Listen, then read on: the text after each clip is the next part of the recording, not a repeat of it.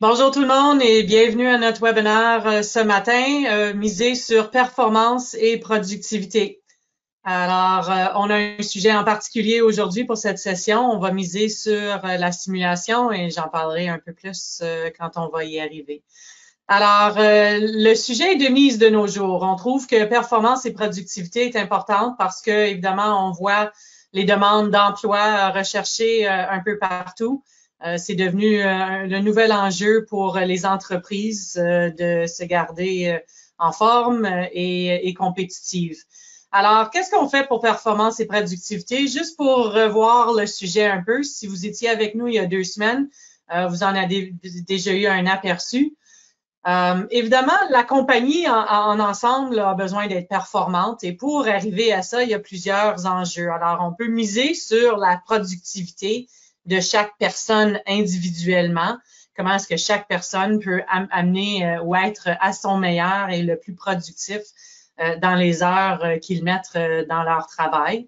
Mais évidemment, il faut considérer plus que ça. Il faut dire que chaque personne fait partie d'une équipe, on s'imagine, et on veut à ce moment-là que l'interaction qu'il y a entre les gens d'une même équipe soit à son meilleur aussi. Est-ce qu'il y a une collaboration? Est-ce qu'ils ont les outils qu'ils ont besoin individuellement, mais collaborativement ensemble? Et ensuite de ça, il faut regarder l'entreprise dans son entièreté. Alors, comment est-ce qu'une commande, un développement de produit, peu importe ce que ça soit, passe du début à la fin dans votre entreprise, en passant par tous les groupes et tous les silos qu'ils ont dans votre entreprise pour amener la performance de l'entièreté du début à la fin. Michel, tu peux voilà, si on passe à la prochaine. Alors, on voit de la conception ou de la commande jusqu'à la fabrication et la sortie de la porte. Il faut évidemment envoyer. Il y a tellement de choses à considérer dans une entreprise qu'il faut s'assurer que tout travaille ensemble. Puis malheureusement, quand on fait des choix, soit d'outils, de solutions, on regarde seulement des fois le problème qui est devant nous et on essaye de le résoudre. Et souvent, ça résout évidemment ce qu'on cherche à faire et ça nous donne une solution. Mais des fois, on ne prend pas en compte l'impact que ça a sur l'entreprise.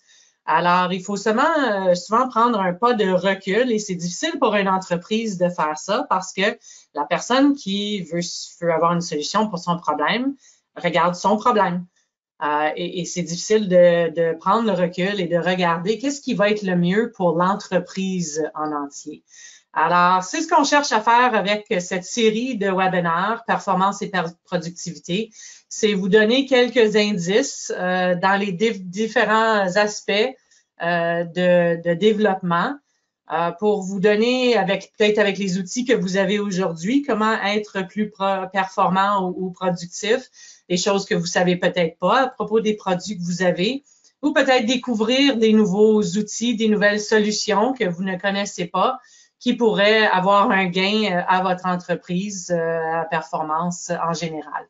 Alors, on a conçu cette série de webinaires avec PBI, pour PBI, parce que en discussion avec leurs clients, on a réalisé que ce sont des choses qui sont dans vos enjeux, qui vous inquiètent aujourd'hui et que, évidemment, dont vous pourriez bénéficier.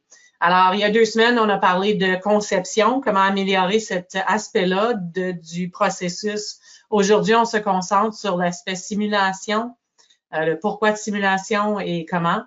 On va regarder gestion de données et collaboration plus tard, donc je crois au début novembre.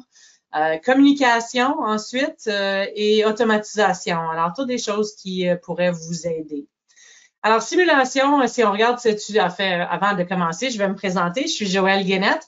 Je travaille chez Dassault depuis 7 ans maintenant et je suis responsable de l'Est du Canada, spécifiquement pour tout ce qui est SolidWorks et 3D Experience Works. Alors, vous allez voir certaines de ces deux solutions-là aujourd'hui dans notre discussion par rapport à la simulation. Pourquoi simulation? Pourquoi est-ce qu'on voudrait regarder ça dans une entreprise? Il y en a qui l'ont, veulent savoir comment mieux s'en servir, mais il y en a qui ne l'ont pas. Il faut évidemment miser sur soit améliorer la qualité du produit qu'on offre ou réussir un produit. Alors, des fois, il faut la simulation pour arriver à réussir le produit qu'on veut introduire dans le marché. Puis une fois qu'on est dans le marché, on veut se différencier, évidemment. Alors, soit avec la qualité d'un produit qui est meilleur que d'autres, ou avec un produit qui n'existe pas, qu'on veut offrir sur le marché. Alors, toutes ces choses-là, il faut souvent miser sur la simulation pour voir comment on peut y arriver. Et puis, si on peut dire aux gens, ben on a le meilleur produit, on a ceci, on a des preuves à l'appui, ben ça nous aide à se différencier puis à avoir plus de commandes ou plus de clients. Alors, ça, ce sont toutes des choses qui sont intéressantes. Autre que ça, quand on veut faire une amélioration, on veut y arriver le plus rapidement possible. Alors, rapidité sur le marché, ça peut être une chose. L'autre chose, ça peut être de pouvoir dire au client que du moment où on a votre commande au moment où on vous livre cette commande, c'est un délai X et on veut le respecter à chaque fois. Et la simulation peut entrer en compte dans tout ceci parce qu'évidemment, si on a des prototypes à faire pour prouver que le produit est bon, ben, il y a un délai dans ceci. À chaque fois qu'on fait un prototype, ça prend du temps, il faut le faire, il faut attendre que ça revienne. Et évidemment, il y a un coût associé à ceci. Les prototypes, ça ne vient pas gratuitement et il faut les prendre en considération. Alors, toutes des choses qui entrent en compte. Et le troisième item lequel je veux parler, c'est minimiser les réparations ou les retours de produits.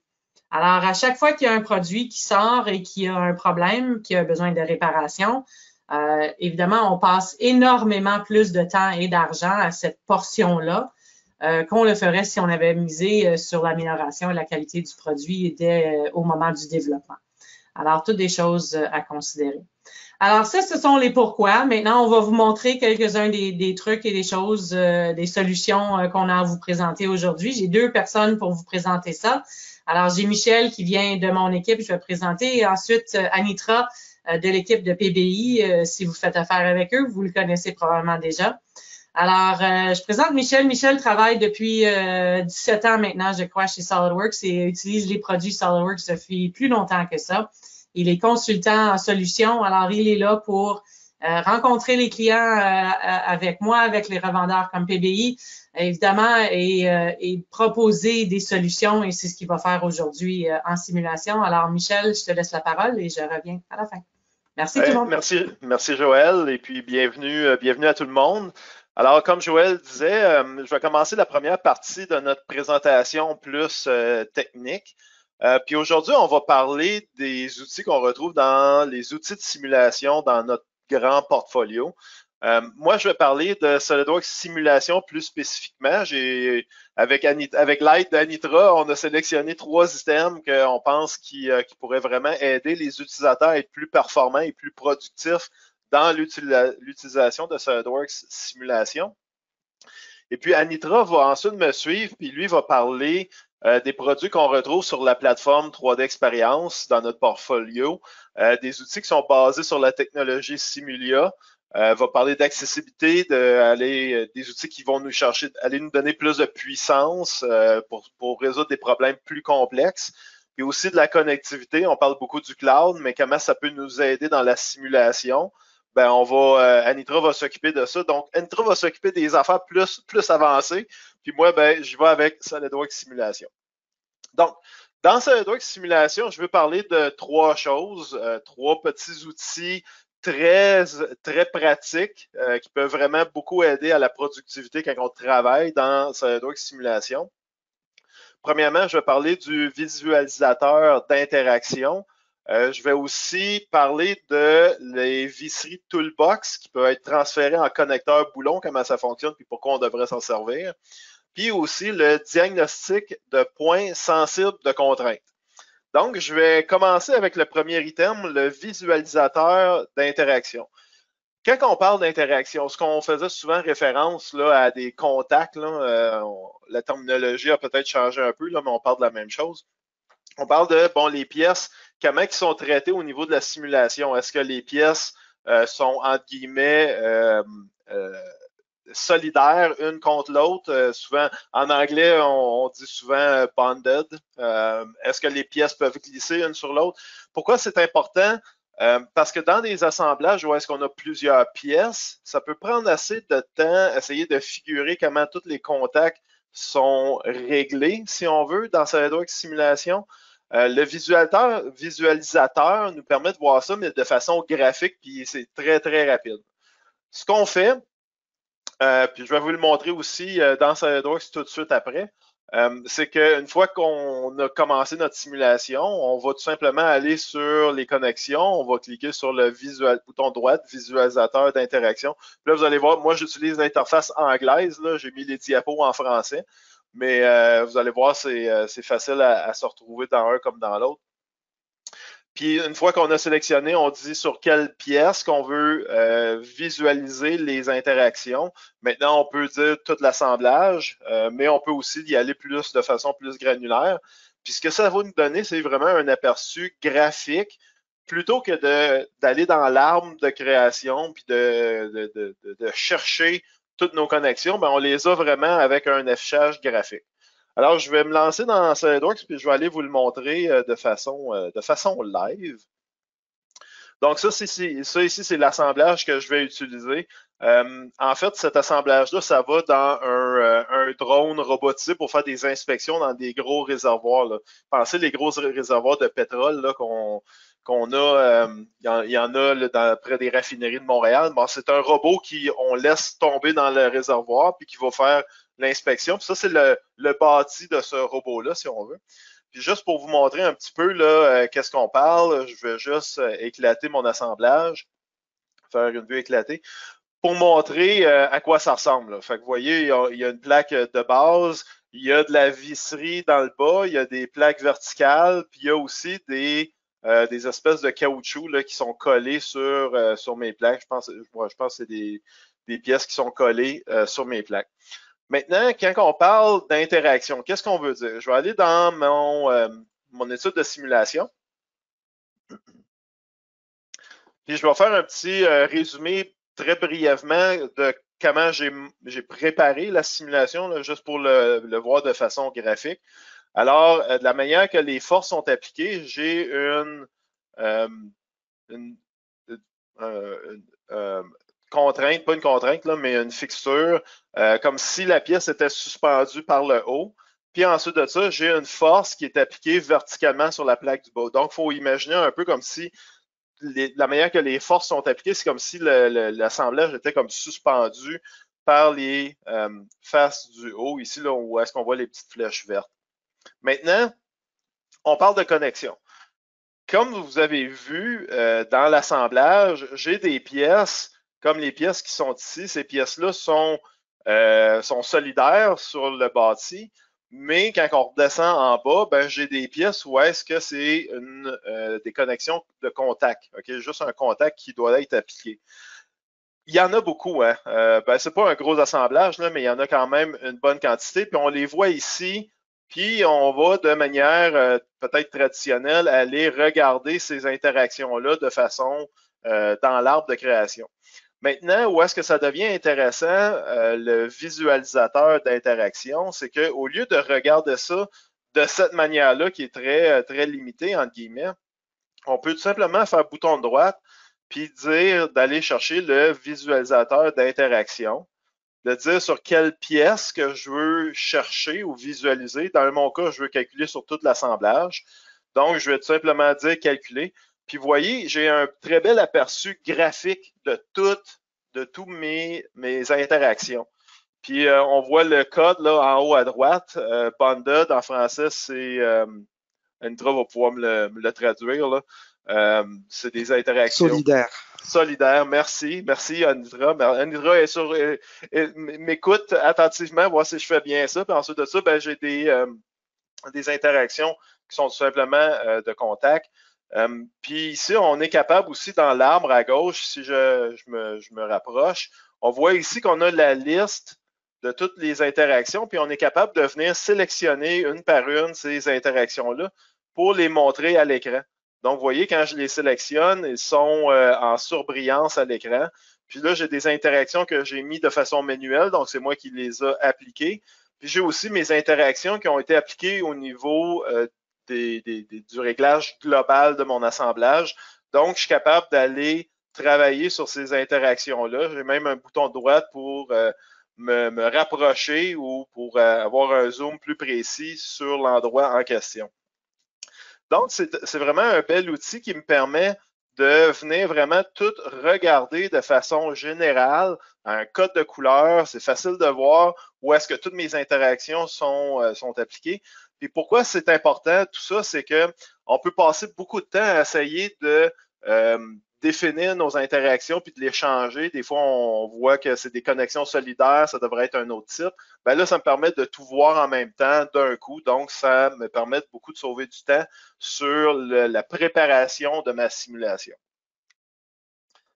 Le deuxième item que je veux discuter, c'est les visseries Toolbox qu'on peut transférer vers des connecteurs boulons. Maintenant, pourquoi je veux faire ça?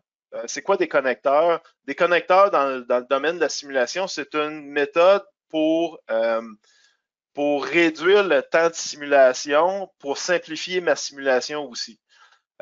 Puis, bon, ben, on a énormément de clients qui utilisent les boulonneries de Toolbox.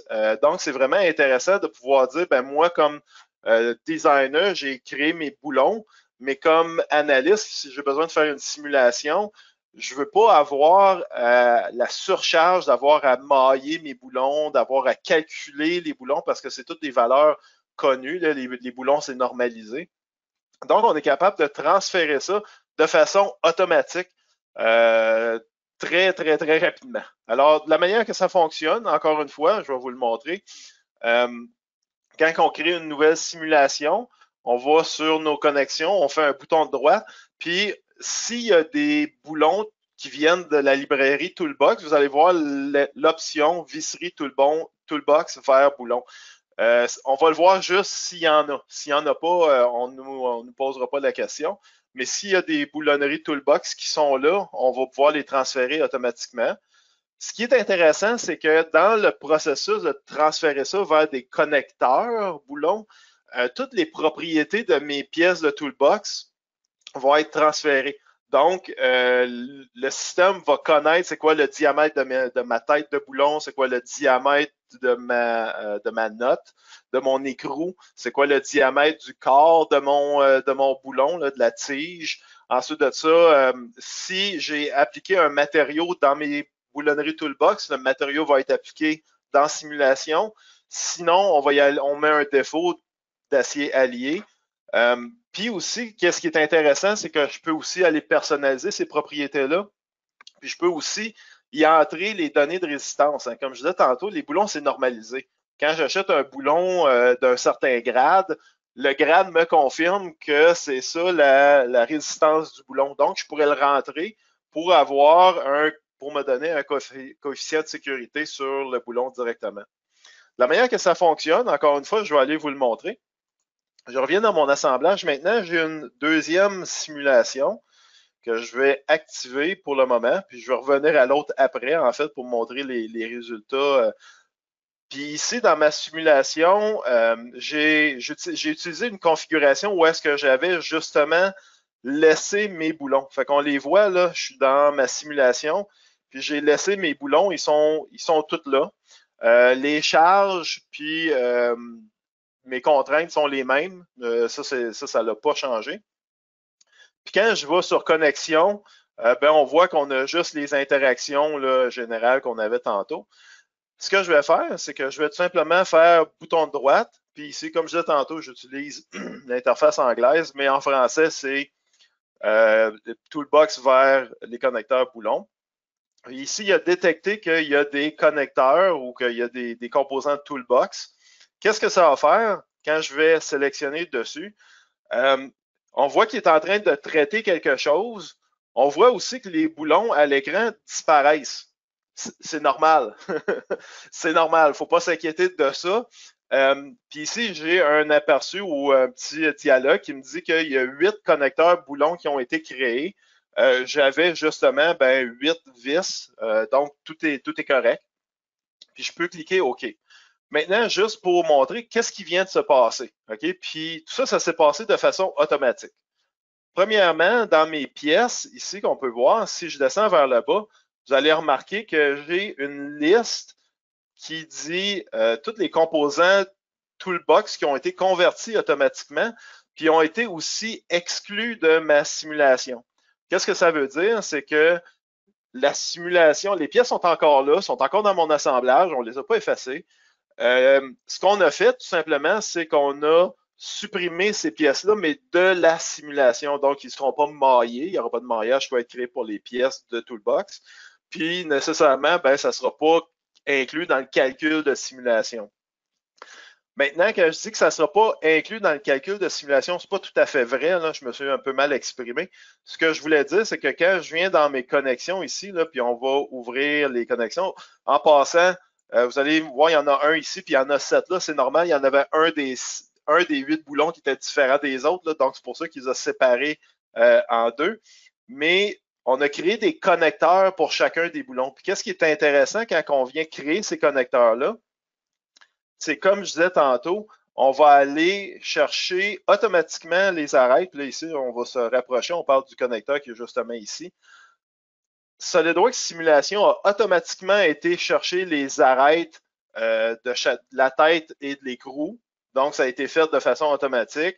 A automatiquement détecté c'était quoi la grosseur du boulon. Donc, a été déterminé le diamètre de la tête, le diamètre de l'écrou, le diamètre du corps du boulon, de la tige. Comme je disais tantôt, si le boulon, on a mis un matériau sur le boulon dans Toolbox, il va être transféré ici.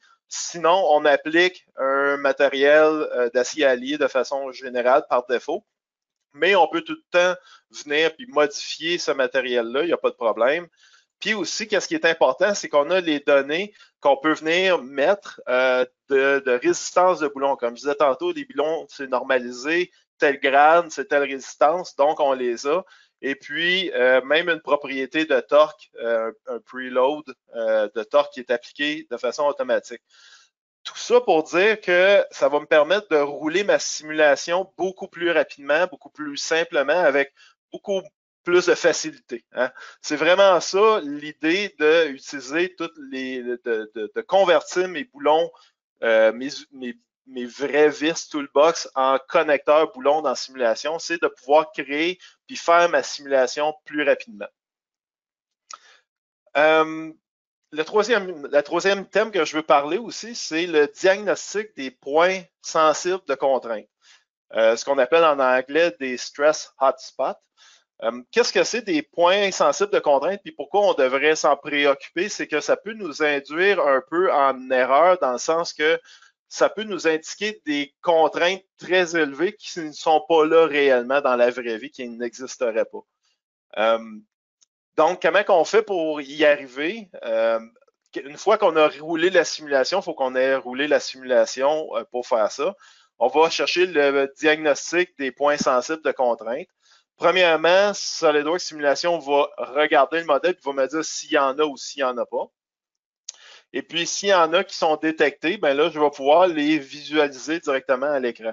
Puis ça, il faut comprendre que ces points sensibles de contrainte, je suis sûr qu'Anitra pourrait vous l'expliquer mieux que moi, là, mais ça va se retrouver presque exclusivement dans des arêtes vives, où est-ce qu'on a des arêtes vives sur notre modèle. Puis pourquoi ça existe ou ça arrive dans nos simulations, c'est que si, admettons, j'ai un coin très vif, dans la vraie vie, quand je vais appliquer des charges, le matériau va se déformer puis il va, de façon naturelle, se créer un congé à l'intérieur. Tu sais, si je force comme ça, ben de façon naturelle, le matériau va se déformer et va créer un congé. Dans le modèle numérique, on n'a pas ça. Le modèle numérique ne va pas comprendre que cette arête vive-là va devenir un congé. Puis souvent, la solution à ça, c'est dans le modèle SolidWorks d'ajouter tout simplement un petit congé pour trouver ou pour résoudre ces problèmes-là. Maintenant, de la manière que ça fonctionne, on va retourner ici dans SolidWorks juste pour vous le montrer. Je vais revenir sur ma première simulation parce que j'ai déjà roulé la simulation dans le passé, donc j'ai déjà mes résultats. Et puis, je vais revenir sur ma configuration.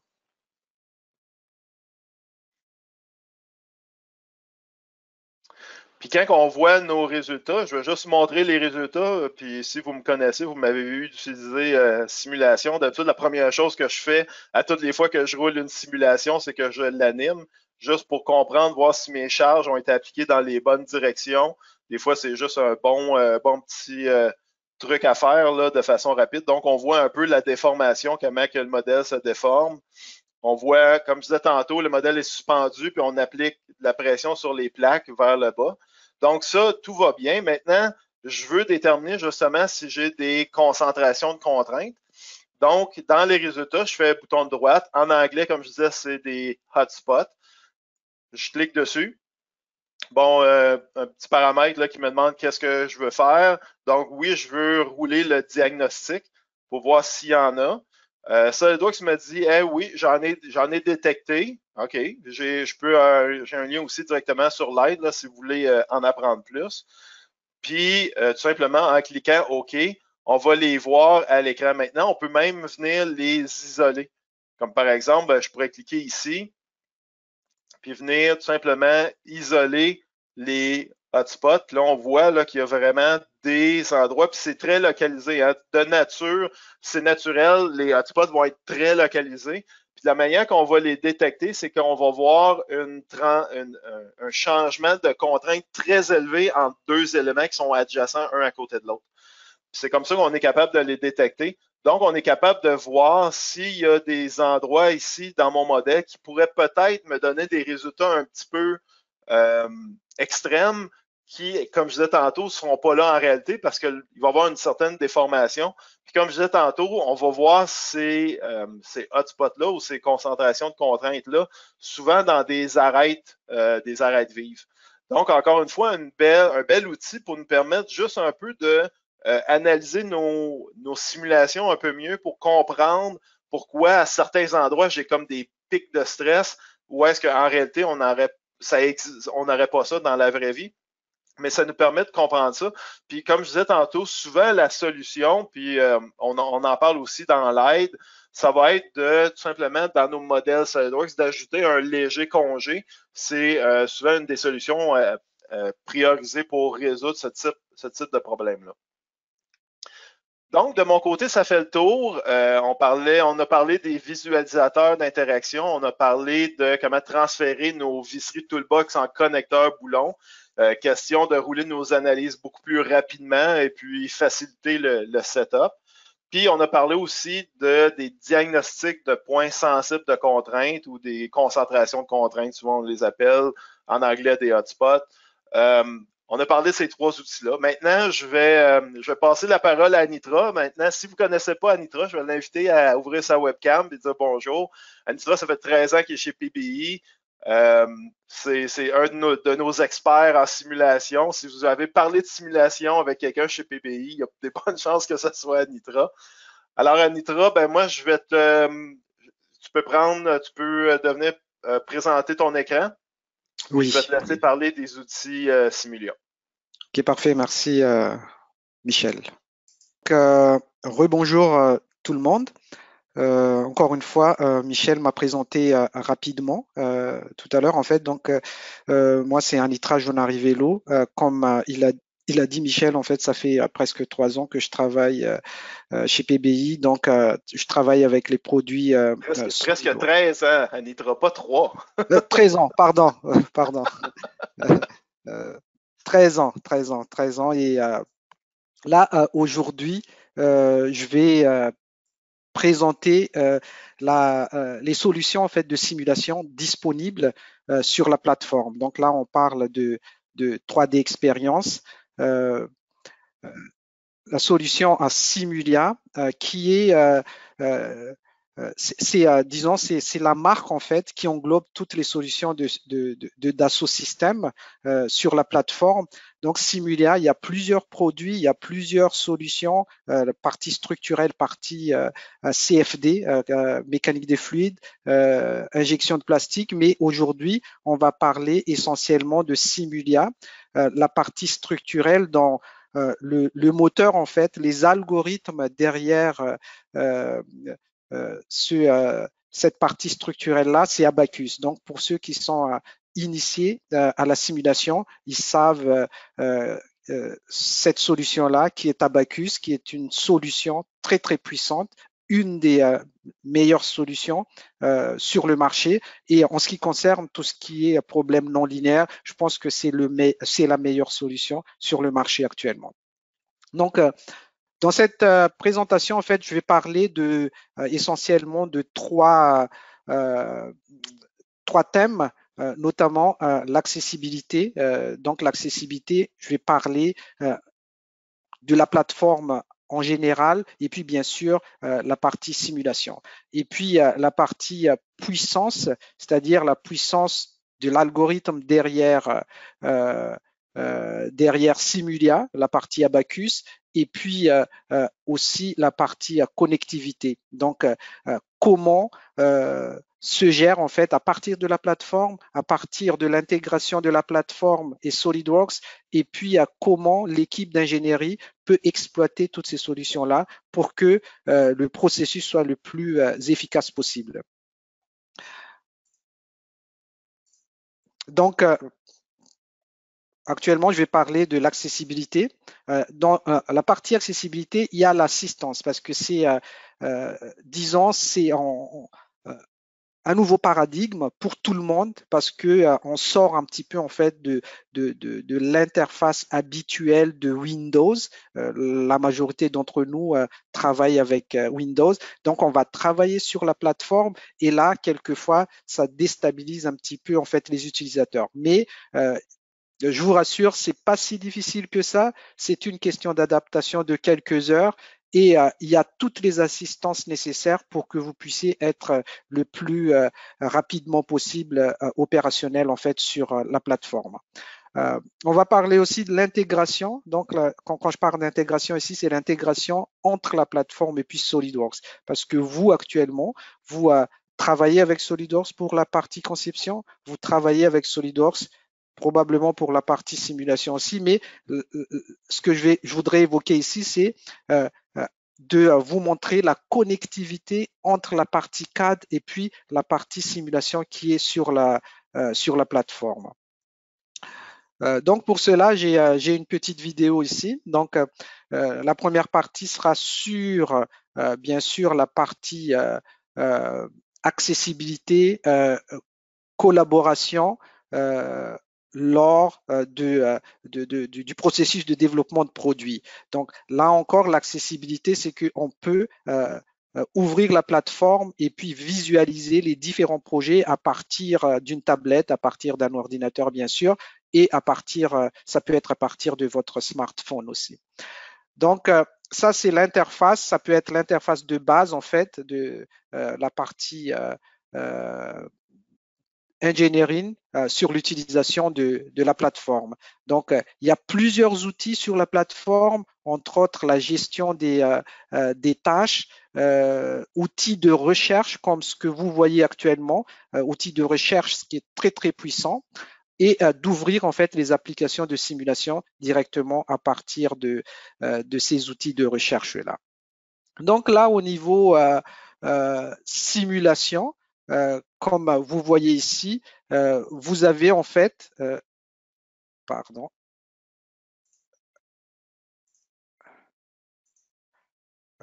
désolé. Donc encore une fois, ça c'est pour gérer en fait les tâches, donc collaborer entre les collègues. Et puis ça c'est l'outil de recherche où on peut chercher un fichier en particulier et puis ouvrir directement ce fichier-là dans Simulia, donc la partie structurelle. Ici, vous avez les différentes étapes pour préparer le calcul. Donc, vous êtes assisté pour que aucune étape ne soit oubliée et puis va vous retarder en fait pour avoir vos résultats. Il y a la partie calcul aussi où vous pouvez faire votre calcul localement ou faire le calcul sur le cloud que je vais développer un peu plus tard. L'intégration avec SolidWorks. Votre CAD est sur SolidWorks et puis votre simulation sur la plateforme. Si vous faites des modifications sur SolidWorks, automatiquement, le modèle sur la plateforme va être mis à jour en fait et puis il suffit de relancer le calcul pour avoir des résultats qui incluent en fait la modification que vous avez faite au niveau CAD. Donc, sont des outils, encore une fois, très, très performant au niveau de la collaboration et aussi au niveau de la puissance de calcul derrière. Je parle de puissance de calcul, donc là je vais parler en fait un peu plus des calculs très avancés pour ce qu'on peut faire avec la plateforme. Je vais vous montrer plusieurs exemples de calculs, des calculs non linéaires de niveau avancé, encore une fois, au niveau des complexités des différentes interactions, au niveau des complexités du problème qu'on essaie de résoudre même, et puis quelques vidéos aussi sur des problèmes de dynamique non linéaire. C'est pas très populaire en fait actuellement. Les gens ne vont pas vers ce module-là systématiquement, alors que ça permet de valider des produits complexes parce que dans la majorité, les produits qu'on fabrique, il faut faire des tests physiques à la fin pour la partie certification. Et quand on parle de certification, souvent, il y a des tests dynamiques, en fait, tests d'impact à faire sur les produits. Et avec la solution que je vais vous montrer tout à l'heure, en fait, vous pouvez faire ces simulations-là, simulations d'impact, simulations de vibrations non linéaires très avancées avant d'aller faire certifier vos produits. Donc, il faut penser à ça parce qu'actuellement, on a la solution pour faire ce type de simulation très, très avancée là. Donc, encore une fois, ici, il y a quelques vidéos. Donc là, spécifiquement, ce que vous voyez sur les 4 vidéos actuellement, c'est des problèmes de statique non linéaire. Donc, si on regarde plus spécifiquement la première vidéo ici, donc c'est un problème classique que vous pouvez avoir dans votre compagnie, c'est-à-dire des problèmes où vous avez encore une fois des boulons en fait, donc des connecteurs boulons. Donc souvent les connecteurs boulons, il y a des précontraintes dessus, et puis le plus qu'on peut aller chercher avec la solution Simulia ici, c'est que avant d'arriver sur l'étape où on fait les calculs sur les différents chargements que vous avez appliqués, Simulia va d'abord faire le calcul en intégrant en fait les précontraintes que vous avez appliquées sur les différents boulons. Donc ça donne un peu plus de précision au niveau des résultats que vous allez avoir après, parce que effectivement, quand on sert des boulons, il y a des précontraintes sur l'assemblage en fait, et puis après ça, on applique les chargements. Donc, avoir ces 2 types de chargements là sur l'assemblage permet d'améliorer en fait la qualité de notre simulation et puis bien sûr la qualité des résultats. Sur la deuxième vidéo ici, comme vous voyez, l'animation, on a ici en face déjà un matériau en caoutchouc. Donc, c'est un matériau fortement non linéaire en fait. Et puis, si vous regardez bien l'animation, la vidéo, on a un problème de grande déformation combiné avec un problème de grand déplacement. Donc, pour résumer, c'est un problème complexe. Malgré la puissance de SolidWorks Simulation, pour ce type de problème-là, il faut penser à d'autres solutions comme Simulia en fait, parce que SolidWorks Simulation non linéaire, je parle de SolidWorks Simulation Premium, permet de traiter ce type de problème, mais on ne peut pas arriver à la solution à 100%. Il s'arrête généralement disons à 70-80% de la déformation. Donc, si on est à l'aise avec ça pour prendre une certaine décision, il n'y a aucun problème. Mais si on veut vraiment aller jusqu'au bout de la solution, peut-être c'est mieux d'aller vers d'autres solutions comme Simulia. Ici, on a sur la 3e vidéo ici, on a en fait un problème classique de non-linéarité, c'est-à-dire non-linéarité pour vérifier la plasticité d'une pièce ou d'une structure, à quel moment la pièce va se plastifier. Et puis, ce qu'on peut gagner ici, si on utilise Simulia, c'est regarder un petit peu, on peut faire la simulation, bien sûr, avec des modèles de calcul de plasticité avec d'autres solutions, mais si vous regardez bien, regardez, pendant le calcul, là, il y a un glissement ici. Je ne sais pas si vous voyez un glissement lors de, c'est un test essai de flexion, donc il y a un glissement un peu partout. Et puis pour un logiciel moins efficace, ces glissements-là créent en fait des bugs de calcul où tout simplement l'algorithme n'arrive plus à avancer parce qu'il trouve que c'est trop complexe. Alors qu'avec Simulia, c'est quelque chose qu'on peut traiter disons, avec facilité par rapport à la puissance des algorithmes derrière. La dernière vidéo ici, en ce qui concerne tout ce qui est statique non linéaire, c'est encore une fois une grande déformation. Ce que vous voyez ici, c'est une méthode de fabrication, hein, hydroformage, qu'on peut simuler, comme vous voyez ici. Donc, regardez un petit peu, encore une fois, je parle de contact ici, la complexité de ce que les calculs qui permettent en fait d'avoir ce glissement-là, ça c'est très très puissant comme algorithme derrière en fait. Donc on est capable de simuler maintenant ce type de problème-là si vous êtes à un moment donné confronté à ça. Donc on a la solution actuellement. D'autres types de problèmes qu'on peut résoudre avec Simulia, c'est des problèmes de dynamique non linéaire. Et là, encore une fois, j'ai vu avec l'expérience, ça fait quand même un peu plus que 13 ans que je suis dans le domaine de la simulation et il y a beaucoup de normes à respecter pour que les produits soient certifiés, des normes de tests de chute en fait. D'écrasement, test de chute. Donc là, on peut simuler en fait ce type de comportement-là, comme vous voyez ici actuellement, test de chute de caméra. Donc on a un produit qui tombe et puis il y a une cible. La même chose ici, test de chute espèce de pince qu'on voit ici, donc des événements à grande vitesse. On peut parler aussi ici des dynamiques rapides en fait, avec des contacts très très complexes. Donc les deux premières vidéos que vous voyez ici, on peut le faire avec SolidWorks Simulation Premium, avec l'algorithme implicite à l'intérieur, mais ça nécessite un peu plus de temps. C'est un peu plus difficile à préparer le calcul.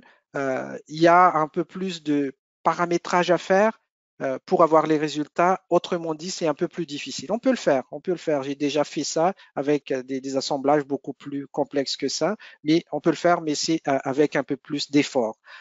Par contre, avec Simulia, on peut le faire avec l'algorithme explicite. Ça, c'est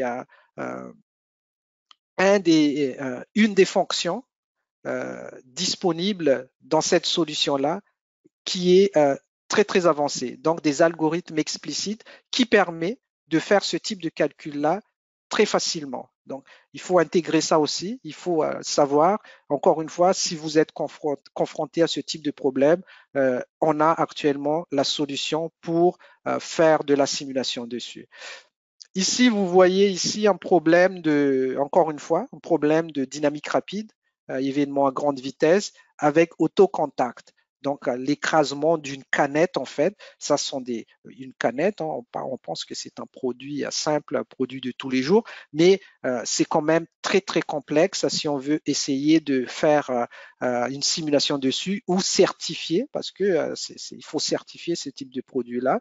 C'est pas juste les produits de l'aéronautique qu'il faut certifier, mais même une canette.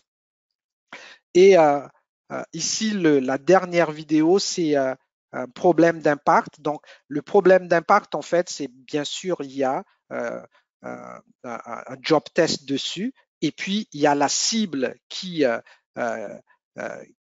qui peut se déformer, comme vous voyez ici. Et encore une fois, c'est un calcul, ce que vous voyez là, c'est un calcul très, très complexe. Mais avec l'algorithme explicite, c'est facile à préparer déjà. Et puis, le temps de calcul est extrêmement rapide.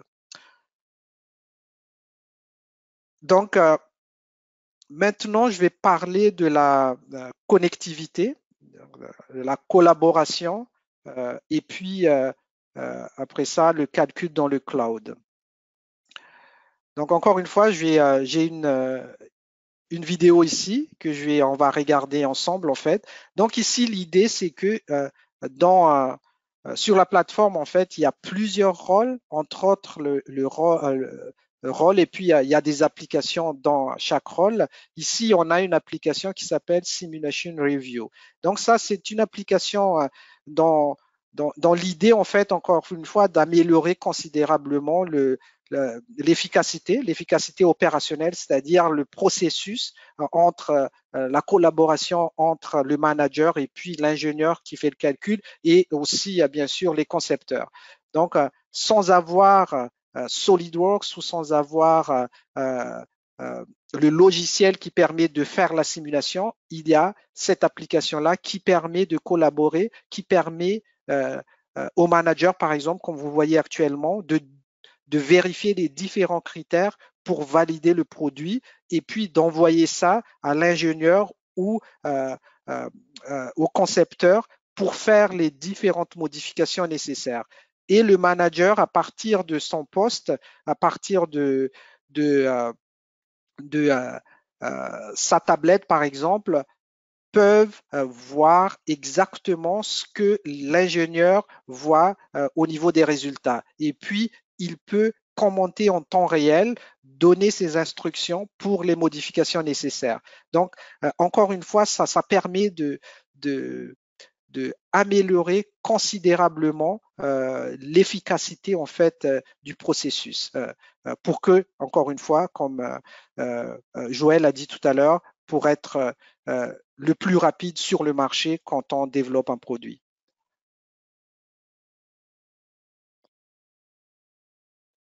Maintenant, je vais parler du calcul dans le cloud. Actuellement, quand vous faites votre simulation avec SolidWorks Simulation, en fait, c'est que effectivement, c'est pas la première fois que quelques utilisateurs en fait posent beaucoup de questions. Comment simulation exploite les ressources machines, donc les RAM, les processeurs, ainsi de suite. Donc, effectivement, il y a une certaine limitation sur la manière dont SolidWorks Simulation exploite en fait, entre autres, le nombre de cœurs de vos différents processeurs. Les nombres de cœurs généralement ne sont pas exploités. Il y a différentes phases. Par exemple, pour le maillage, SolidWorks Simulation exploite à peu près tous les cœurs disponibles, mais pour la partie résolution du problème en tant que tel, c'est-à-dire la partie calcul, SolidWorks Simulation n'exploite pas tous ces cœurs-là. Donc, effectivement, il y a une perte en fait au niveau de l'efficacité par rapport à ça. Et puis, il y a d'autres points aussi, c'est que on peut exécuter une simulation sur SolidWorks Simulation une à la fois. On ne peut pas exécuter plusieurs simulations simultanément. Donc ça, c'est certaines limitations, mais des limitations, tout dépend de l'ampleur, en fait, la grosseur du calcul que vous allez faire, donc le problème que vous allez résoudre. Si vous avez, disons, 15-20 pièces avec quelques contacts, bien sûr, vous pouvez faire votre calcul, avoir les résultats rapidement avec SolidWorks Simulation, mais si on parle d'un assemblage de 100-150 pièces avec des connecteurs, des contacts un peu partout, avec des glissements par exemple, là ça va être un peu plus complexe. Donc ça demande énormément de temps de calcul. Mais encore une fois, tout est relatif. Ça dépend de la grosseur de votre modèle, donc le problème que vous allez résoudre. Maintenant, pour ceux qui sont confrontés à des problèmes beaucoup plus larges, comme l'exemple que j'ai donné tout à l'heure, un problème de 50, 70, 150 composants avec des glissements, des problèmes non linéaires. Maintenant, avec Simulia, on a deux possibilités. Donc, comme vous voyez ici, bien sûr, on peut lancer le calcul localement et on peut exploiter en fait jusqu'à 16 cœurs localement. Ça dépend des packages que vous avez, mais essentiellement, on peut aller jusqu'à 16 cœurs, exploiter jusqu'à 16 cœurs gratuitement. Et ça, localement et puis sur le cloud. Il y a quelques cœurs qu'on peut exploiter gratuitement sur le cloud aussi pour accélérer le calcul. Donc ça, c'est quelque chose qu'on peut faire là dans le but de libérer votre ordinateur en fait pour pouvoir faire autre chose. Vous avez la possibilité de faire vos calculs sur le cloud en exploitant en fait le HPC, donc des serveurs de calcul de haute performance qui peut aller jusqu'à 288 cœurs. Donc c'est énorme, Dans le but de, encore une fois, le problème est complexe et puis il faut avoir les résultats rapidement. Donc actuellement, on a la solution en exploitant ce serveur de calcul-là. Et aussi pour pallier en fait la limitation qu'on a dans SolidWorks Simulation sur la plateforme et puis avec Simulia, on peut exécuter plusieurs problèmes, résoudre plusieurs problèmes en fait simultanément. Donc, ce que je viens de présenter encore une fois, c'est, je parlais d'accessibilité, l'intégration entre SolidWorks et puis Simulia, la puissance au niveau des algorithmes de calcul, l'efficacité, parce que comme vous savez, c'est Abacus qui est derrière Simulia, la partie structurelle, et puis la connectivité et la possibilité de faire les calculs en fait sur le cloud. Maintenant, pour résumer, comme vous savez, on a donc deux familles de produits. Je parle de simulation. Donc, produits qu'on a actuellement, que probablement la majorité d'entre vous utilisent, c'est SolidWorks Simulation. Donc, il y a trois packages, simulation standard, professionnelle et premium. Et puis, actuellement, pour les problèmes que je vous ai montrés tout à l'heure, les problèmes avancés du point de vue non linéaire, statique ou dynamique d'ailleurs, vous avez maintenant ce package-là qui est Structural Mechanics Engineer. C'est le package, en fait, la solution disponible sur le cloud. Et puis, ici, on a Durability and Mechanics Engineer, c'est-à-dire Structural Mechanics Engineer, mais il y a un module en fait qui permet de faire des analyses de fatigue avancées aussi dans cette solution-là. Donc actuellement, si vous constatez une certaine limitation au niveau de SolidWorks Simulation Premium pour les problèmes complexes, pensez à aller vers Simulia, entre autres Structural Mechanics Engineer. Merci beaucoup. Je vais passer la suite de la présentation à Michel et probablement Joël. Merci. Probablement. Merci, Anitra. Bon, Super information.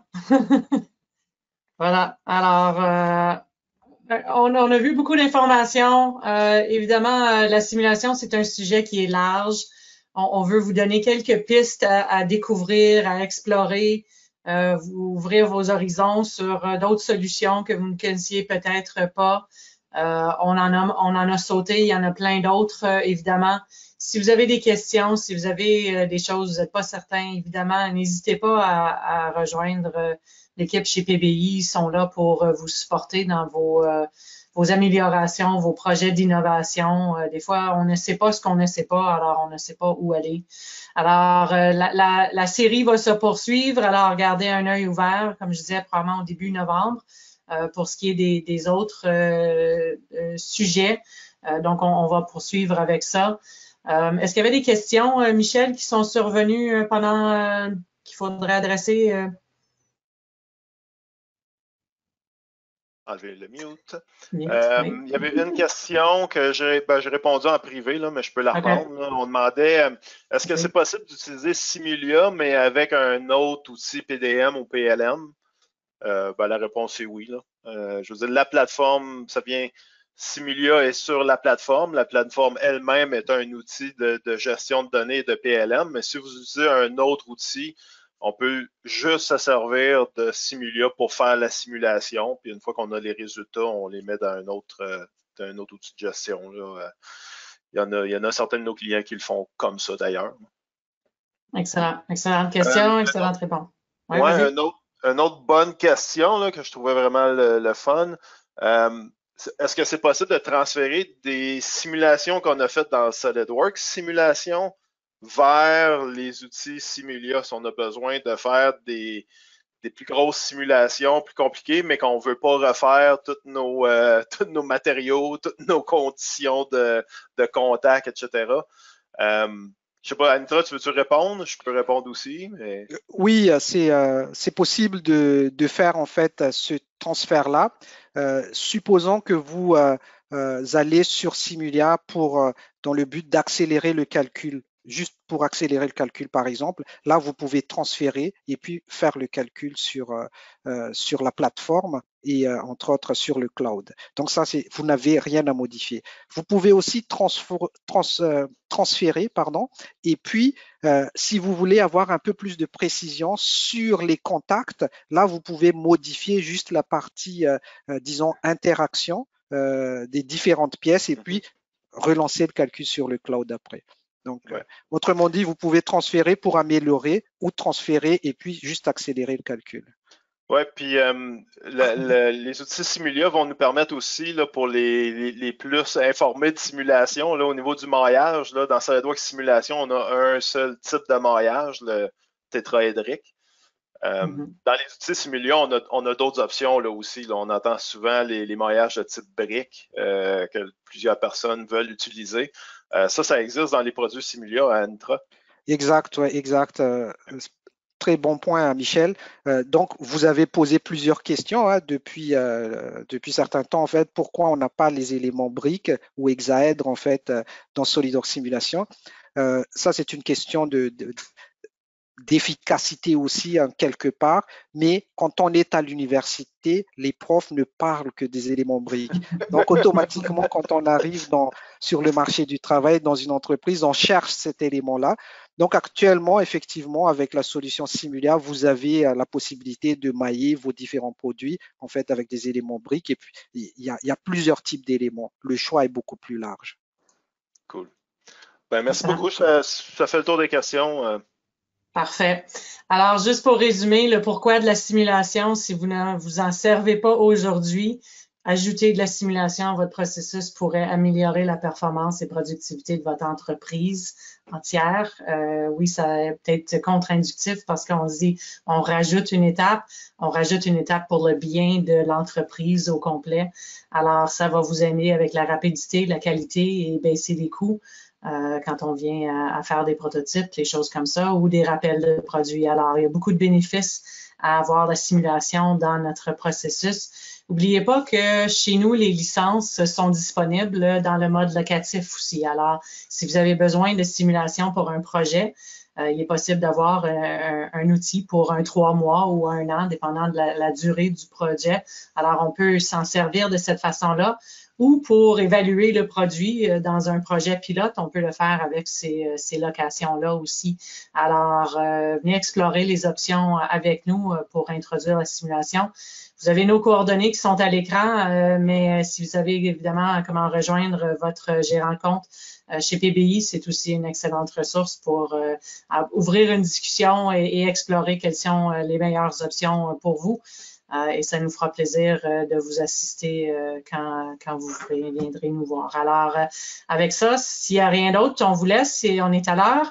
Et on vous reverra dans le prochain dans la série où on va jaser, je crois, de gestion de données et collaboration. Alors, à la prochaine. Bonne journée tout le monde. Merci.